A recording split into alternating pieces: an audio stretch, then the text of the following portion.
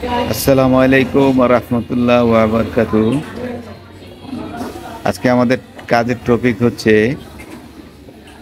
Overlock machine Jack কোম্পানির E4S অর্থাৎ 4 thread machine. এই মেশিনের আমরা কিভাবে রিসেট দিব, ইভেন স্পিড লক করব। আজকে আমরা সেই বিষয়টা আজকে দেখব।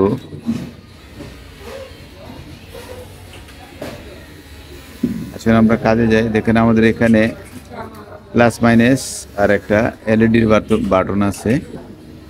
তো আমরা অন অবস্থাতেই আমরা আগে একটু দেখি আমাদের স্পিড কত আছে। এই দেখুন 55 আছে, 55 স্পিড আছে আমাদের।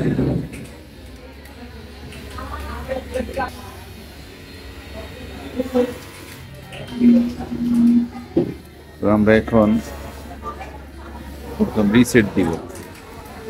রিসেট দিলে আমাদের অ্যাকচুয়াল যে মেশিনের স্পিড ভ্যালু ওটা ঠিক হয়ে যায়। অর্থাৎ আমাদের এই যে অন অবস্থাতেই আপনার অথবা অবস্থাতে করতে পারবেন, মাইনাস বাটন চাপতে ধরে রাখবেন। জি, আমাদের স্পিড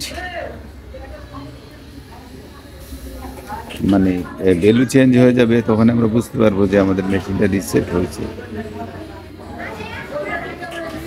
এখন আমাদের স্পিড ভ্যালু 50 এসে গেছে। অর্থাৎ রিসেট দিলে মেশিনের স্পিড ভ্যালু মানে সঠিক যে ভ্যালু থাকার কথা ওই ভ্যালুতে আসে। তো আমরা রিসেট দিলাম, এখন আমরা স্পিড কিভাবে কন্ট্রোল করব। এখন দেখেন আমাদের এখানে স্পিড 50 আছে, 50 আছে।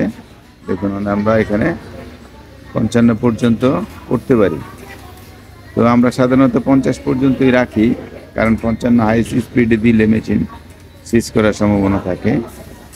তো আমরা এই দুই বাটন মানে প্লাস আর মাইনাস যে বাটন দুইতে চাপ দিয়ে ধরে রাখবো। দেখেন এখন অপশনাল ফাংশন যেগুলো আসছে, অ্যাপ আসছে। তারপর আমরা এল প্রোগ্রামে এসে এই মাইনাস বাটন চাপ দিব। মাইনাস বাটন দিয়ে চাপ দিলে দেখেন 55 আছে। তো 55 থেকে আমরা কমাই দিব। আমরা 50 এনে প্লাস বাটন প্রেস করে ছেড়ে দিব। ছেড়ে দেওয়ার পরে আমরা একটু এটাকে সুইং করি।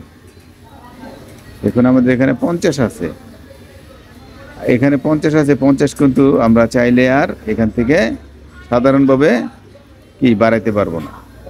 এই হচ্ছে আমাদের স্পিড লক। আর যদি আপনার এই 50 থেকে আর বাড়াইতে চান, তাহলে আবার সেম ওয়েতেই এই দুই বাটন প্লাস মাইনাস বাটন চাপ দিয়ে ধরে রাখবেন। 5-6 সেকেন্ড রাখার পরে অ্যাপ আসবে। অ্যাপ আসার পরে আপনাদের আবার এলে যেতে হবে। এলে গিয়ে যদি আপনি এখান থেকে এই বাড়ান, তাহলে এই আপনার নর্মাল প্রোগ্রামের থেকেও এটা বাড়াতে পারবেন। তো আমরা একটু বাড়াইয়ে দেখি। এখানে 55 আছে, 55কে আমরা সেভ করি। জি, 55তে সেভ করার পরে দেখেন 55 মধ্যে আসে নাই। এখন আমরা 55তে এই নর্মাল অবস্থাতে এই 55তে যেতে পারবো। জি, এখন কিন্তু আমাদের মেশিনটা এই 55 স্পিডে আছে। তো সাধারণত আমরা এই 50 আইনে কাজ করব আমরা সবাই, তাহলে মেশিনটা সুন্দর চলবে, সুইচ করবে না। আশা করি ব্যাপারটা বুঝতে পেরেছেন। সবাই ভালো থাকবেন। আসসালামু আলাইকুম ওয়া রাহমাতুল্লাহি ওয়া বারাকাতুহু।